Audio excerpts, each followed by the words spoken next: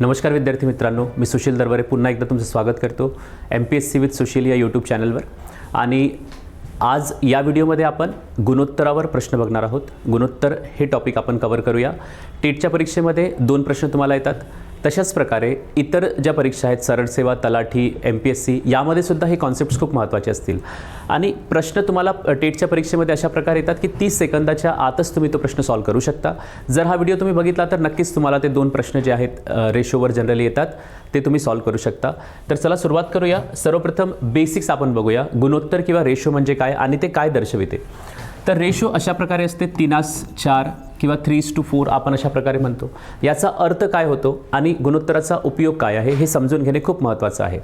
3:4 याचा अर्थ होतो की एकूण किंवा टोटल अमाऊंट आहे, कोणती तरी एक अमाऊंट असेल, म्हणजेच एकूण रक्कम असू शकते किंवा एकूण कोणतीही एकूण असेल, त्याचे एकूण किती भाग करण्यात आले?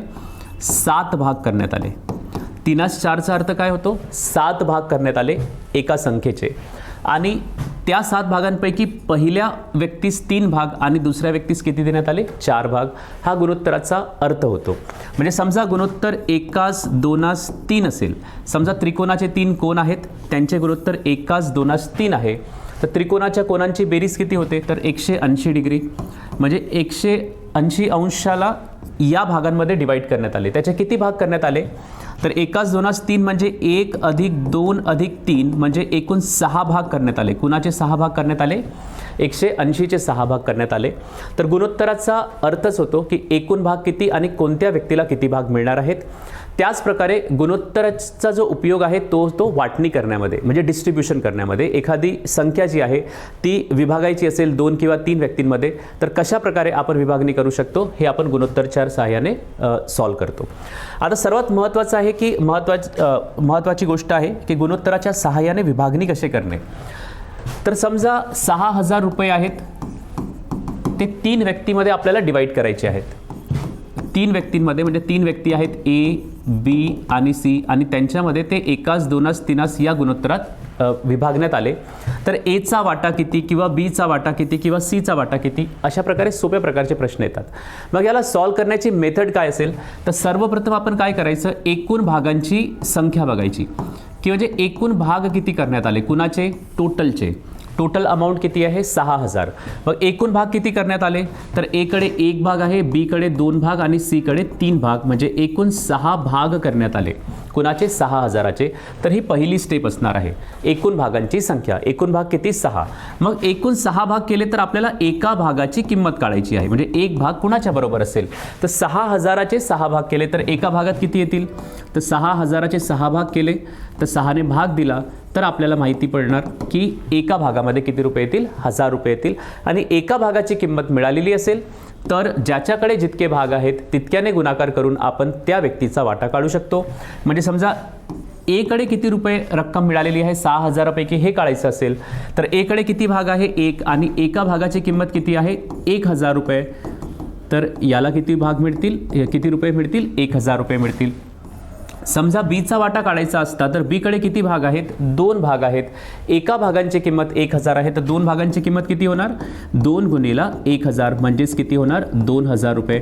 तशाच प्रकारे C कडे 3 भाग आहेत. एका भागाची किंमत 1,000 आहे, तर C कडे किती रुपये मिळतील? 3,000 रुपये मिळतील. इतक्या सोप्या पद्धतीने आपण हे प्रश्न सॉल्व्ह करू शकतो. टेटच्या परीक्षांमध्ये आणि इतर सरळ सेवा परीक्षांमध्ये गुणोत्तरसुद्धा काढायला येतं. समजा अशा प्रकारे असेल की 400चे 700ची गुणोत्तर किती, तर अशा प्रकारे आपण मांडणी करतो आणि जितक्या संख्येने आपण यांना भाग देऊ शकतो, कॅन्सलेशन ज्याला आपण म्हणतो. कॅन्सलेशन म्हणजे काय? एकाच संख्येने दोन्ही संख्यांना भाग देणे. तर इथे आपण बघू शकतो 2 0 2 0 आपण कॅन्सल करू शकतो आणि गुणोत्तर किती मिळणार आहे आपल्याला? 4:7. अशा प्रकारचे सोपे प्रश्नसुद्धा आपल्याला परीक्षेमध्ये विचारले जातात. तशाच प्रकारे असे प्रश्नसुद्धा विचारले जातात की 8 तास हे एका दिवसांचे 8 तासाचे एका दिवसाशी गुणोत्तर किती? 8 तासाचे एका दिवसाशी असलेले गुणोत्तर काढा. तर 8 तासांचे एका दिवसाची गुणोत्तर किती होणार? तर आपल्याला 8 तासाचे गुणोत्तर एका दिवसाची घ्यायचे आहे. एका दिवसात किती तास असतात? 24 तास असतात, कारण की दोघांची एकके सारखी असावीत. हे जर तासांमध्ये असेल तर हे सुद्धा तासांमध्ये असायला पाहिजे. तर अशा प्रकारे आपण गुणोत्तर लिहितो आणि यांना जितक्या छोट्या स्वरूपात याला लिहिता येईल तितक्या छोट्या स्वरूपात लिहिण्याचा प्रयत्न करायचा आहे. म्हणजेच एकाच संख्येने आपण दोन्ही संख्यांना भाग देतो. या दोन्ही संख्यांना कोणत्या संख्येने भाग जातो? तर 8ने भाग जातो. 8 1 8 आणि 8 त्रिक 24. तर हे आपल्याला शेवटी गुणोत्तर मिळणार आहे. तर ह्या दोन कॉन्सेप्ट्स तुम्हाला लक्षात ठेवायचे आहेत तुमच्या परीक्षेच्या मध्ये जे प्रश्न येतात गुणोत्तरावर त्यांना सॉल्व करण्यासाठी. आता आपण पुढे काही प्रश्न बघूया आणि प्रिव्हियस इयर मध्ये जे प्रश्न परीक्षा झालेली आहेत त्यामध्ये जेही प्रश्न आलेले आहेत ते सुद्धा आपण इथे डिस्कस करणार आहोत. तर सर्वात पहिला प्रश्न आपण सॉल्व करूया. 3600ला 5/3च्या गुणोत्तरात विभागणी करा. म्हणजे 3600ला 5/3च्या गुणोत्तरात विभागणी करायची आहे आणि कुणाला किती भाग मिळणार आहेत हे आपलं उत्तर काढायचं आहे. मग सर्वात पहिली स्टेप काय आहे? एकूण भागांची संख्या काढायची आणि हे कॅल्क्युलेशन तुम्ही तोंडी सुद्धा करू शकता, पण सुरुवातीचे प्रश्न आहेत तुम्हाला समजून यावेत त्यामुळे आपण इथे लिहूया. एकूण भाग किती? गुणोत्तर 5/3 आहे, तर एकूण भाग किती झाले? 8 भाग करण्यात आले. मग एका भागाची किंमत कशी काढायची? तर कुणाचे 8 भाग करण्यात आले? 3600चे 8 भाग करण्यात आले. म्हणजे 3600 भागीला 8, तर एका भागाची किंमत मिळेल 8 चौ 32, हातचे 4, 8 पंचे 40 आणि 0चा 0, म्हणजे एका भागाची किंमत मिळालेली आहे. आणि पहिल्याकडे किती भाग आहेत? 5 भाग आहेत, म्हणून 5 भागांची किंमत किती होणार? 5 गुणिला 450, 5 0 0, 5 5 25, हातचे 2, 5 20 आणि 2 22, 2250 एकच ऑप्शनमध्ये आहे, त्यामुळे हे ऑप्शन तुम्ही टिक करू शकता. परत एकदा मेथड सांगतो. एकूण भाग आधी काढायचे, मग एका भागाची किंमत काढायची आणि ज्याच्याकडे जितके भाग असतील त्याने गुणाकार करायचा. आता पुढचा प्रश्न आपण बघूया. तुम्ही व्हिडिओ पॉज करून हा प्रश्न सॉल्व सुद्धा करू शकता आणि नंतर सॉल्युशन बघू शकता. 6000 ए व बी मध्ये अशा प्रकारे वाटण्यात आले की त्यांना मिळणाऱ्या रकमेचे गुणोत्तर किती आहे? 8/7 आहे, तर बीचा वाटा किती?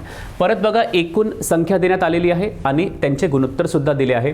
मग काय करायचं? आपण सर्वप्रथम एकूण भागांची संख्या काढायची. एकूण भाग किती होणार? 8 आणि 7 किती भाग झालेत? 15 भाग. कुणाचे 15 भाग केले? 6000चे 15 भाग केले, तर एका भागाची किंमत किती येणार? 6000 भागीला 15. तर आपण इथे भाग देऊ शकतो. 15 चौ 60 आणि 2 0चे 2 0. आता एका भागाची किंमत मिळालेली आहे. बीचा वाटा काढायचा आहे. बीकडे किती भाग आहेत? 7, म्हणून याला एका भागाची किंमत 400, तर 7 भागांची किंमत किती? तर 7 चौ 28, 2800 हे या प्रश्नाचं उत्तर येणार आहे. म्हणजे 30 सेकंदाच्या आतच तुम्ही हा प्रश्न सॉल्व करू शकता. याआधी जर हा टॉपिक कव्हर केलेला नसेल तरीसुद्धा हा प्रश्न तुम्ही इतक्या लवकर सॉल्व करू शकता. पुढील प्रश्न बघूया. Next question. एक रक्कम PQR मध्ये 3/4/6च्या गुणोत्तरात वाटण्यात आली. याचा अर्थ काय? P कडे 3 भाग असतील, Q कडे 4 भाग असतील आणि R कडे किती भाग असतील? 6 भाग असतील. इथे प्रश्नामध्ये माहिती देण्यात आली आहे, जर R चा वाटा 1800 रुपये असेल, R चा वाटा देण्यात आलेला आहे, तर आता इथे एकूण भाग काढण्याची आवश्यकता नाही, कारण की किंमत कुणाची दिलेली आहे? R ची. आणि R कडे किती भाग आहेत? 6 भाग आहेत. याचाच अर्थ काय होणार? 6 भाग म्हणजेच किती? 1800. तर यावरून आपण एका भागाची किंमत काढू शकतो. 1800चे 6 भाग केले तर एका भागामध्ये किती येतील? 300 रुपये येतील. आणि आपल्याला एकूण रक्कम काढायची आहे. एकूण रक्कम म्हणजे तिघांकडे जितके भाग असतील तितके. तर तिघांकडे किती भाग आहेत एकूण? 3 आणि 4 7, 7 आणि 6 13 भाग आहेत. एका भागाची किंमत 300, तर 13 भागाची किंमत किती होणार? 13 गुणिला 300, 13 39 आणि 2 0चे 2 0, म्हणजे एकूण रक्कम किती येणार? 3900. म्हणजे भागांच्या स्वरूपात आपल्याला विचार करायचा आहे. आरचा वाटा दिलेला होता. 6 भागांची किंमत 1800, एक भाग 300, तर एकूण रक्कम काढायची होती, म्हणजे एकूण भागांची किंमत काढायची आहे. एकूण भाग 13, तर 13 भागांची किंमत किती होणार? 3900. इतके सोपे असे प्रश्न येतात. त्यानंतरचा प्रश्न बघा. इंग्रजी व मराठीत मिळालेल्या गुणांचे गुणोत्तर किती आहे? 8/5. आता गुणोत्तर 8/5 याचा अर्थ तुम्हाला लक्षात आलेला असेल की इंग्रजीमध्ये 8 भाग गुण मिळालेले आहेत आणि मराठीमध्ये 5 भाग गुण मिळालेले आहेत.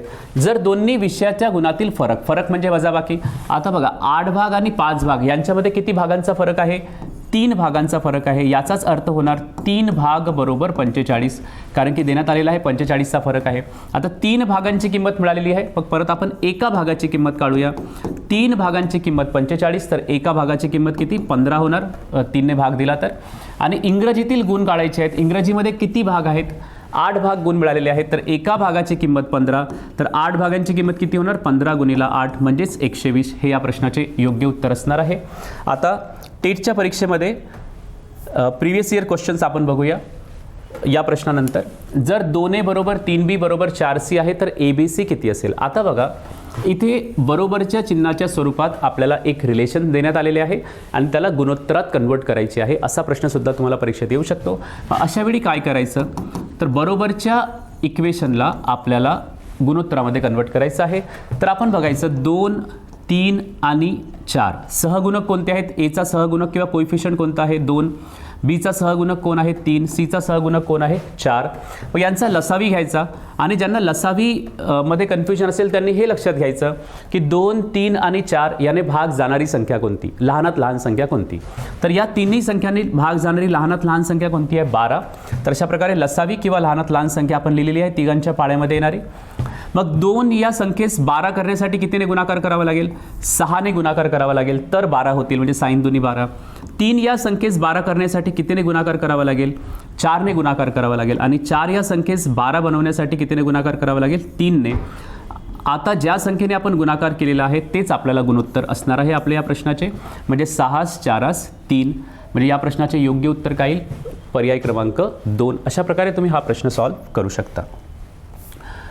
पुढील प्रश्न बघा, हा टेटच्या परीक्षेमध्ये आलेला प्रश्न आहे. काय म्हणण्यात आलेलं आहे, एका इलेक्ट्रॉनिक दुकानामध्ये 220 पिवळे आणि 320 लाल बल्ब आहेत. तर लाल व पिवळ्या बल्बचे गुणोत्तर किती. आपल्याला सिक्वेन्स खूप व्यवस्थितरित्या लक्षात ठेवायचा आहे. कुणाचे गुणोत्तर म्हणण्यात आलेले आहे, लाल व पिवळ्या बल्बचे. तर लाल बल्ब आधी लिहायचे. लाल बल्ब किती आहे 320 आणि पिवळे बल्ब किती आहेत 220. यांचे गुणोत्तर म्हणजे सिम्पली अशाच प्रकारे मांडणी करायची आहे. आणि जितके जास्त कॅन्सलेशन तुम्ही करू शकता, म्हणजे एकाच संख्येने दोन्ही संख्यांना भाग देऊ शकता, तितक्या वेळा कॅन्सलेशन्स करायचे आहेत. सर्वप्रथम 0 आणि 0 कॅन्सल होणार आणि त्यानंतर 2ने भाग जातो 16 वेळा आणि 22ला सुद्धा 2ने भाग जातो 11 वेळा. म्हणजे या प्रश्नाचे उत्तर किती असेल 16 11, म्हणजे पर्याय क्रमांक 3 हे या प्रश्नाचे योग्य उत्तर असणार आहे. पुढील प्रश्न, 40 किलोग्रॅमचे 180 किलोग्रॅमचे गुणोत्तर शोधा. हा सुद्धा प्रश्न टेटच्या परीक्षेमध्ये आलेला आहे. बघा, यांची एकके एक समान असावीत आणि इथे एकके एकसारखीच आहेत, किलोग्रॅम आणि किलोग्रॅम. आणि यांचे गुणोत्तर काढायचे आहे. तर 40चे गुणोत्तर कुणासोबत 180 सोबत.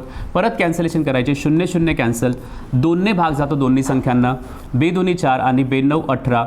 म्हणजेच आन्सर काय येणार 2 2 9, म्हणजे 2:9. पर्याय क्रमांक 1 ह्या प्रश्नाचे योग्य उत्तर असणार आहे. पुढील प्रश्नसुद्धा तुम्ही व्हिडिओ पॉज करून सॉल्व्ह करा आणि त्यानंतर सॉल्युशन बघा. पुढील प्रश्न आहे, 2 परिपूरक कोनांचे गुणोत्तर एकास 5 आहे. आता परिपूरक कोन किंवा कॉम्प्लिमेंटरी अँगल म्हणजे काय, ज्या 2 कोनांची बेरीज 90 डिग्री असते त्याला आपण काय म्हणतो, परिपूरक कोन म्हणतो. तर परिपूरक कोनांचे गुणोत्तर किती आहे 90 डिग्री टोकांची टोटल आहे आणि त्यांचे गुणोत्तर किती आहे एकास 5. आता सुरुवातीला जे मी कॉन्सेप्ट सांगितलेले आहेत त्या कॉन्सेप्टच्या आधारावर आपण हे प्रश्न सॉल्व्ह करू शकतो.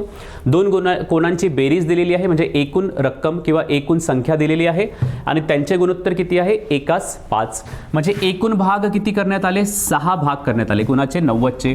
तर 90चे 6 भाग करण्यात आले. तर एका भागाची किंमत किती होणार, तर 6ने आपण भाग देऊया, 15 सख 90 होतात, म्हणजे एका भागाची किंमत येणार 15.